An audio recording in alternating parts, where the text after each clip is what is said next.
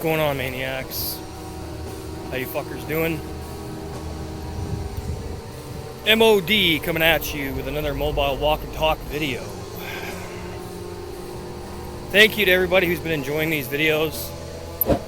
Figured I would change things up, start doing more content on the way home from work.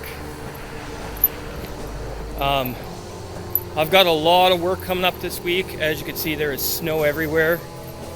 So I have a lot of work to do outside. I got a great gig, as you guys know. I got the coolest boss in the world, and I do snow removal and de-icing and stuff in the winter.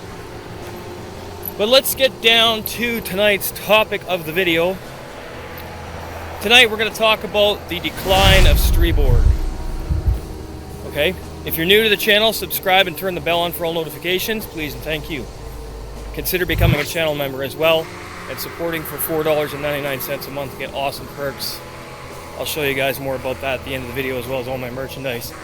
And other ways that you can support through super chatting and that would be appreciated as well. Alright, enough plugging. So some of you may not be aware, but Striborg was a one-man misanthropic black metal project out of Hobart, Tasmania, later relocated to Medina. Band formed in 1994 as Catharia, but later would change the name to Striborg as early as 1997, if I'm correct on that. Now, Striborg has had quite the illustrious path of releases that have spanned almost 2 decades.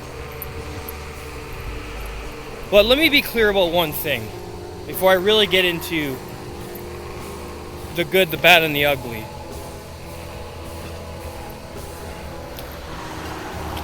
As a longtime Striborg fan of the old stuff, this is in no way meant to discredit his early work. Because what I'm about to talk about in this video is not going to be a slight or an insult to his work as a black metal artist when he was making black metal and stuff like that. So I'm just putting that disclaimer out there now, that this is no way an attack on Sinata himself or Russell Menzies in any form. This is my personal opinion about his art from the old days up into what he's doing now. So he began in 1997 under the name Striborg and dropped A Tragic Journey Towards the Light and Nefaria. Now I have that CD. It's a great album. And he would go on to release many more. I have Spiritual Catharsis. I have Solitude.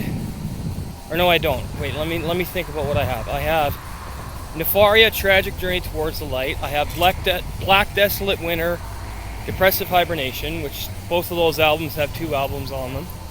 Then I have fucking Nyctophobia. That one's got another album on it. In Bitter Dark, no. Fuck, I can't remember it. It's the one that has Nyctophobia, and then I forget the name of the other one off the top of my head. And then I have the one from 2015, This Suffocating Existence. So I have 7 Striborg releases in my possession right now. I want to get Ghost Woodlands and Solitude. And other ones. Oh, Nocturnal Emissions, Nyctophobia is what that one's called. I knew it would come back to me. So yeah, I've got 7 of his releases.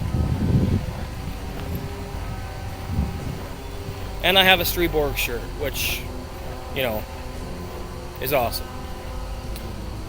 But right after 2015, he began to experiment with something called Black Wave. Now, I know you guys can hear the plows out. That's actually what I'm just coming back from doing, only I drive a Bobcat. Those are the big ones over there, big front end loaders and stuff. But anyway, so he began to do other things with Black Wave. And the first album he released under this new style was called Black Wave. And I gotta admit, I listened to it. I was like, yeah, okay. Maybe he's going in a different direction, you know, maybe he's fucking wanting to do something else, and that's what he does. You know, he decided, oh, I want to do... Sorry, I'm just switching. Oh, maybe he wanted to do something else. Perfectly fine. Perfectly fine. He's got every right to do something else if he wants to.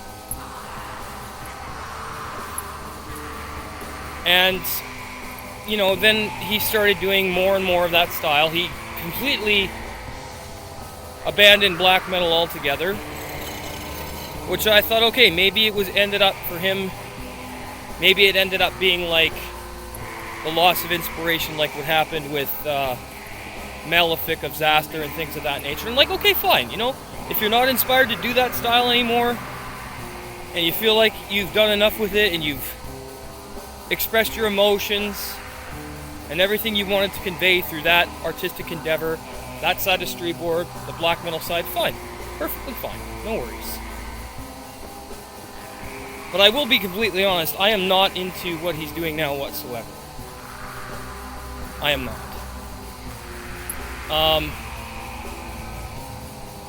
In my opinion, he's basically doing club music.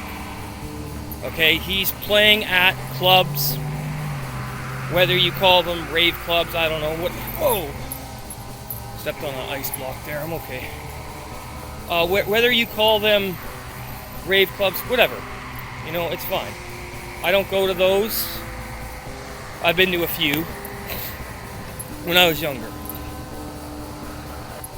Alright, so I understand him wanting to do other shit, like I said, but after Black Wave, and don't get me, I don't have it, I don't want to get it. And I don't really have any interest in that release. Don't own it. Don't really want to own it. Sorry guys. It's hard to hold a phone with these awesome bad boys on, but hey, they keep my fucking hands warm. It's great. They're great mitts. It's about minus 20 Celsius. This is perfectly fine. I'm not cold at all.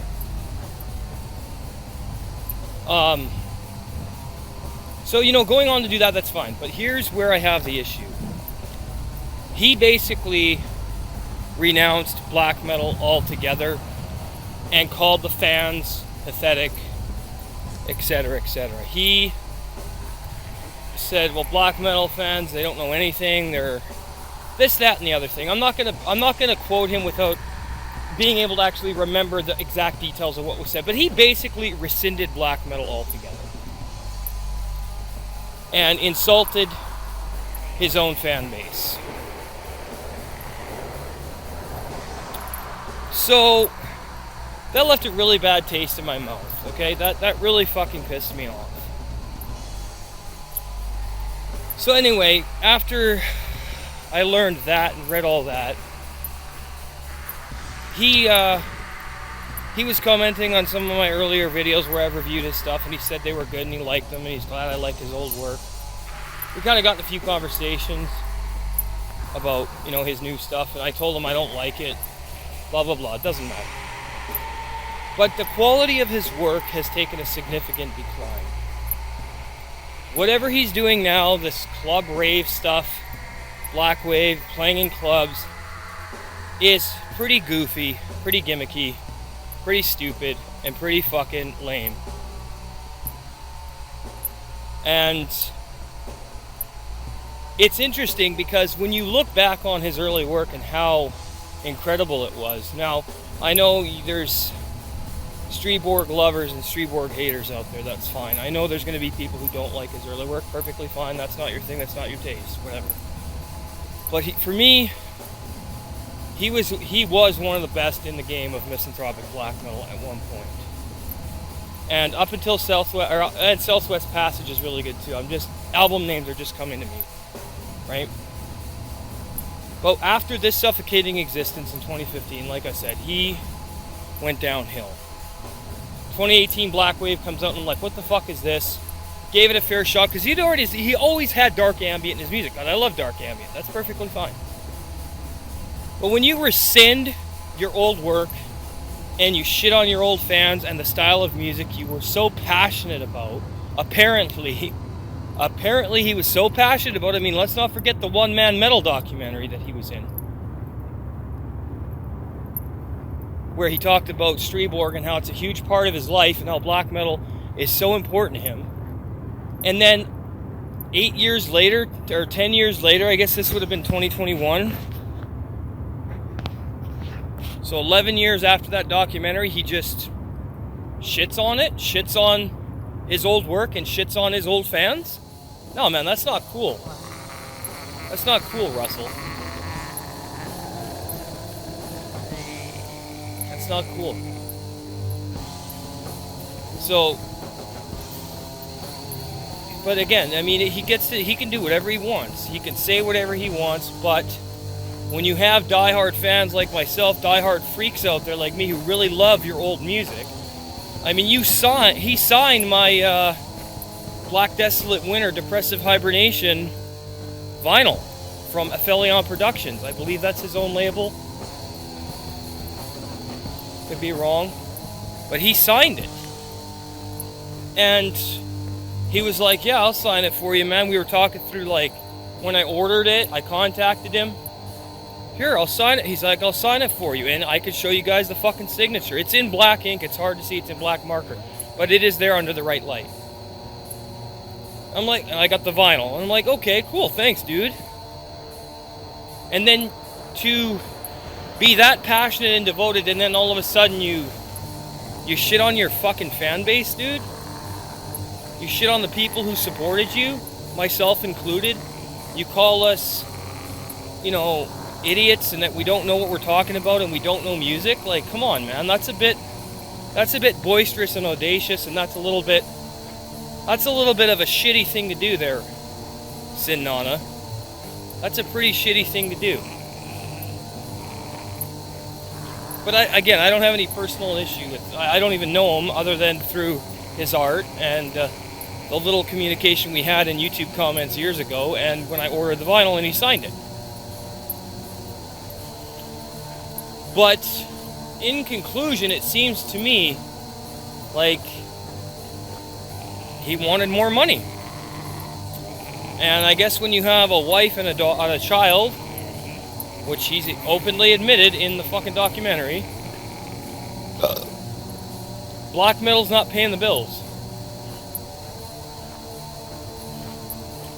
I guess. But again, I could sit here all night and say, well, he could have went and done something else and kept doing black metal. But that's not for me to say or for me to judge. What I will say is, I will make this point. You don't shit on your fan base. Black metal fans are some of the most passionate, devoted, real, honest fucking people I've ever known. The real ones, anyway. People like myself and other underground elitists and gatekeepers that want to keep this music pure and honest and real and away from outsiders. We're the ones that supported you, dude. Come on. Come on. Not cool, man. Not cool. And I don't know what caused the change, I don't know. But his new work, not a fan. Everything up to Southwest Passage, this Suffocating Existence, in my opinion, is pretty fucking good. Like I said, I own 7 of the albums. I'm going to be getting a couple more, like Ghost Woodlands and Solitude, Southwest Passage. In Bitter Darkness, Misanthropic, Roaming the Forest, whatever that one's called, I want to get that one. So as you can see, I still want to buy his old work. I still want to support his old work. Regardless of his stance and opinion now, his old fucking music will always be in my soul.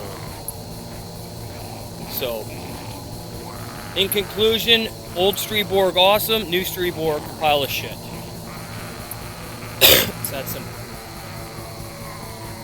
But that's just my personal opinion. Let me know what you guys think down in the comments below. Do you love, have you heard Striborg? What's your favorite album from Striborg? Did you see the One Man Metal documentary? What's your opinion on it? And get a conversation going in the comments. I always appreciate comments.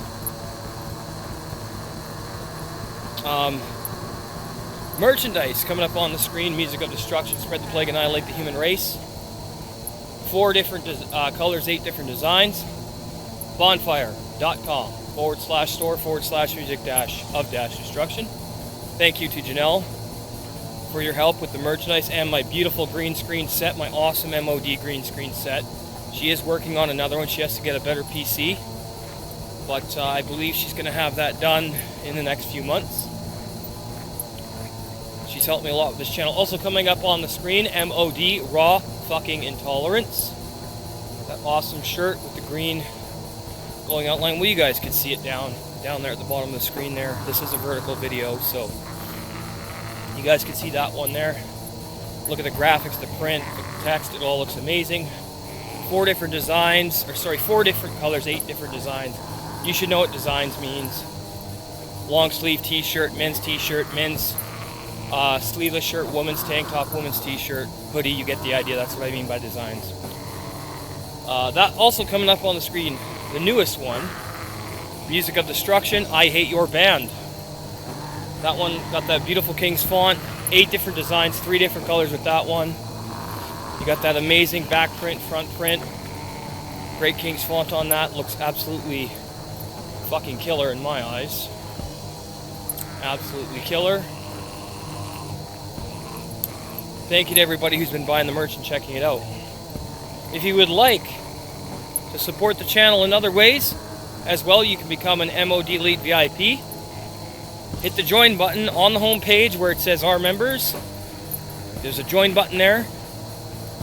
A list of perks will come up along with a video telling you what I offer. You're going to get review requests, a top 15, a metal album warfares, or an album ranking.